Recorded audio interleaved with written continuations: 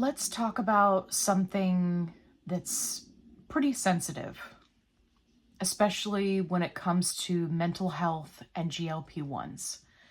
I joined a support group to see what it was all about because there was somebody who mentioned it in a comment advising that the original poster might benefit from joining that group and getting help with their mental health while on a GLP-1. So I was curious and I was like, hey, I'm going to join that group. I'm going to see what it's all about because I love being able to make recommendations both in support groups and also on here to let people know. For example, if you're looking for a positive only support group, I've got you covered, link in the description box below. But aside from that, if you're having challenges when it comes to dealing with your prior authorizations, there is a prior authorizations group. It's the Prior Auth Queens, and you can even pay them to do your prior authorization for you. There's a whole bunch of information there. I've recommended that group before. There are fantastic groups when it comes to, dealing with maintenance or looking at your options for maintenance, right? So there are a lot of different groups within the GLP-1 community. So I decided to test this one out, and it was really scary, really uncomfortable, and I'm gonna talk to you about it. First of all, if you're new here, hi, my name is Allie. I'm on a fantabulous weight loss quest, and hopefully you'll subscribe, come along for the ride, because I put out new videos every day. And this is kind of a hard topic to broach. So I would really ask that everyone come into this open-minded. And I just want to say two things starting right off the bat. One, I'm not going to name the support group. I'm sure there will be somebody who will ask. I'm not going to name it. A, because I don't want to funnel other people there, because I personally don't feel like it's a safe place. It's just my opinion. Secondly, I am in no way invalidating anyone's feelings when it comes to dealing with side effects on a GLP-1 medication. I just want to make those first two things very, very clear. Okay, now that we've all opened up our minds, let's try to have this hard conversation. So there was somebody who posted in a support group, they were having mental health challenges relating to panic attacks, and somebody recommended this group. And so I was like, oh my gosh, I didn't even know this group existed. I myself have had anxiety and panic attacks while on a GLP-1. And I was like, this could potentially be a great resource that I could recommend to others. So I joined the group. And I made a point, and I always make a point when I join a new group, to really investigate the group. One, is there a bunch of scammers that are posting that are like, if you want to get your health under control, join this other group. If you want to be scammed so we can sell you a whole bunch of crap, join this other group, right? We've all seen the scammer posts. If I see a lot of those, and they go back weeks and weeks and weeks, I will immediately leave a group. That tells me that the creator and or moderator team of that group is not doing nothing, okay? There's a lot more that goes into running a successful Facebook group than just creating it, naming it, and funneling people to it. There's a lot more to it. Side note, I would like to take this opportunity to thank my moderator team. I'm sure you're probably watching.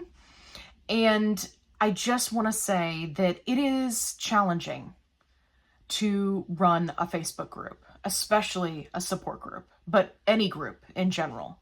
And without a phenomenal moderator team, your group is not going to make it. And this is not the first group that I've had. I know I'm a little off topic here, but I'm going to come back, I promise. This is not the first group I've had, and I've dealt with all sorts of crazy moderator stuff. And I just want to say that the moderators that I have in my positive only support group, link in description box below, they are phenomenal. They are amazing. They are caring, and they are capable of having very strong feelings, being passionate about GLP-1s, and then also being able to rein in those feelings to be fair to other individuals in the situation of a disagreement. And I just want to say that they are phenomenal. Okay, now I'll get back on topic. But I was just thinking about them today, and I just wanted to throw that out there. So I joined this group. I'm researching it. It doesn't seem to be full of scammers. So I'm like, okay, I'm going to check this out. I'm going to read some of these posts. I'm going to read these comments. I'm going to see what it is that people are saying. And I continued to do that for about a week and a half, because I like to research things thoroughly before I start recommending it. And I started to notice that it was taking a toll on me. If I, focus too much on negative topics, it will drain my energy, it will drain me mentally, and I will feel like garbage. This is one of the main reasons why I steer away from very strong polarizing topics like politics, for example, because there's a lot of negativity, right, that gets spiraled up in all of that. And I don't need negativity in my life. I most certainly don't want the focus of my well-being to be squashed by negativity all the time. And it kind of goes back to that old saying of, you are what you eat, right?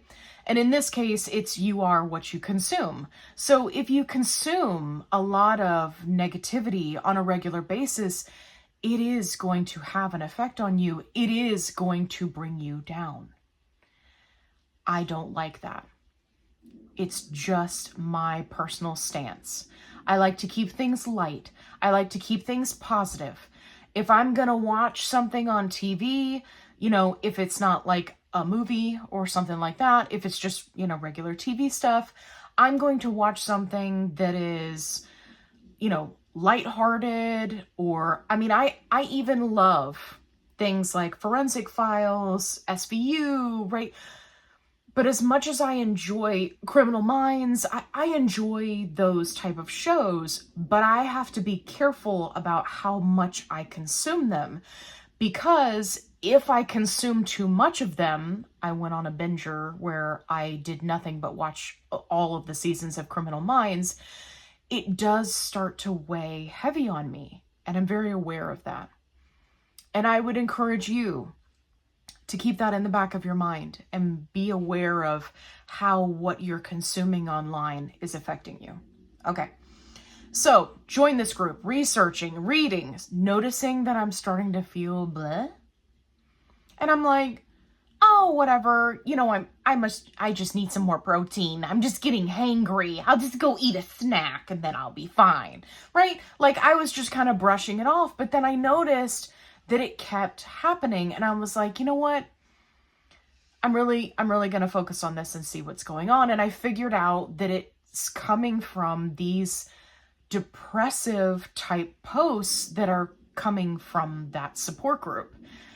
And I was like reading the posts, and I realized that these posts, many of them, are like treading water. And then the comments, you'll go in and read the comments, and they are like pulling you down under the water, right? So we're not really helping people in this group. We're actually compounding. It's like that saying, misery loves company. It's like here's a post about being miserable, and then here are comments coming in talking about, oh yeah, me too, miserable. Oh yeah, more misery. You see what I'm saying? But there wasn't any light. There wasn't any light at the end of the conversation. It was just, if I continue down this rabbit hole, I'm going to be drowning. So I made the choice to leave that group today. And there was a post that was kind of the straw that broke the camel's back, if you will. By the way, don't do that to camels, okay? They're really fantastic. Like, if you've ever seen one that's just being silly and just running around, they are absolute joy, okay? They get a bad rap because they kind of do that spitting thing like llamas do. But if you ever see one just running around, being playful and silly, how could you not smile at that? Let's be nice to camels. Okay. Anyway, so the straw that broke the camel's back today was, there was a post where somebody stated that they have essentially decided that they are going to become a GLP-1 vigilante, where every time they see a video on TikTok or a post or something, they are warning people about how bad and dangerous GLP-1s are. Now, to provide some context, this person has experienced anxiety and panic attacks while on a GLP-1. I myself have also experienced that. It is worse for some people. Again, I just want to be perfectly clear. I'm not invalidating anyone's experience.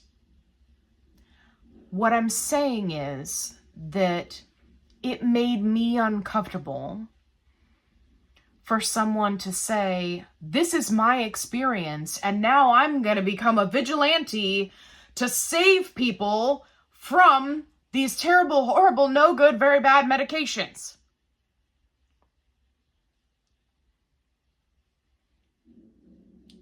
Just because you had a negative experience on a medication does not mean, A, that everyone will have a bad reaction or side effect to the medication. There is a large portion of people, some of them even follow me, that have never had a side effect on a GLP-1.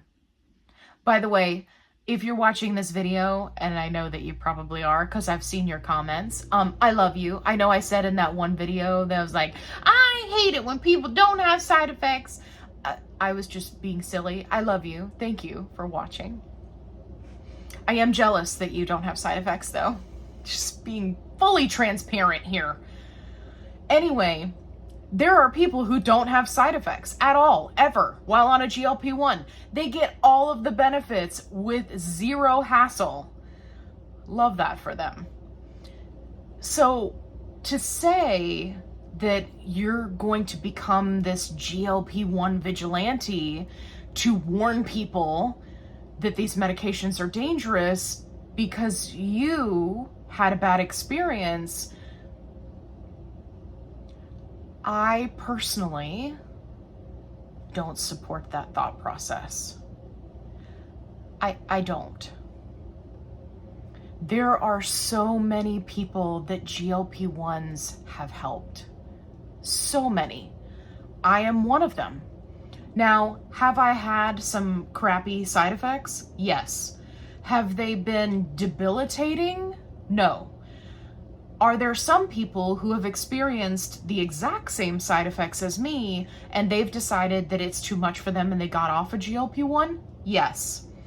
Are there some people who have had worse side effects than me and they decided it was worth it and they kept going on a GLP-1? Also yes. Everyone's experience is their own. So while I experienced anxiety, uncontrollable panic attacks while taking a GLP-1, that I think were caused by the GLP-1. I don't have any proof of that. Just because that happened doesn't mean that it will happen to everyone. And it also doesn't mean that I should then become a vigilante that runs around telling people that GLP-1s are this horrible medication and no one should take them, and they're all being duped by doctors because they're not telling them about these side effects. I am a huge advocate of, you need to do your own research. You need to read the big thick pamphlet that comes with your medication that tells you all about it. Now, I'm not saying you have to read it in a language that you don't understand, because, you know, there's a couple languages printed on there. But you do need to find your own language, and you do need to read it. That's on you. You do need to do your research, because when I had the panic attack, when I had the anxiety, I knew what was going on. And I just want to be clear, it's uncontrollable, right? There's no talking yourself down. There's no, I'm going to get through this, right? It is the essence of panic. So I just want to be clear for anyone who has not experienced it. I'm not talking about worrying. I'm not talking about, oh, you know, I'm really stressed out about XYZ. No, I'm talking about panic. Okay? It's a very different feeling. And not everyone has experienced it, so it's not fun. But it is important to remember that my experience, your family member's experience, Joe Schmo over in the support group's experience is not going to be the same. It's just not.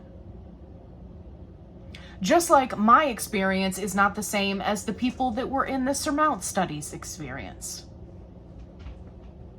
I have lost, I think I'm at 60, hold on, I'll tell you. I have lost 62.8% of my starting body weight. That's insane. Whoa. So, you know, and that is way more than what people lost in the study. Not everybody's experience is the same. Now, I'm sure there are probably some people who are watching this video that are like, Allie, what is it that you're trying to say? Well, I'm gonna tell you. What I'm trying to say is that not all support groups are created equal. And that's not a dig at people who run support groups or their moderator teams. Look, it's an unpaid job that takes up a lot of time and energy and mental energy. It's not something to be taken on lightly. There's more to creating a successful group than just slapping a name on it, putting a picture up there, and letting people join and run rampant.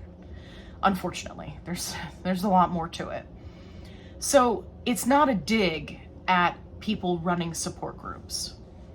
What I'm saying is, as the person joining the support group, if you find that there is increased negativity, if you find that the topics that are being discussed, whether it's a GLP-1 group or any kind of group, if you find that they make you uncomfortable or they make you sad or they're having a negative impact overall on your mental health, I encourage you to just leave those groups.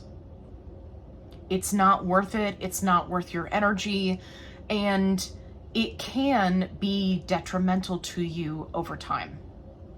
Now, as a side note, there was one person who was a member of this group that posted like a week or two ago, and they were saying, they posted anonymously, of course, gotta love that.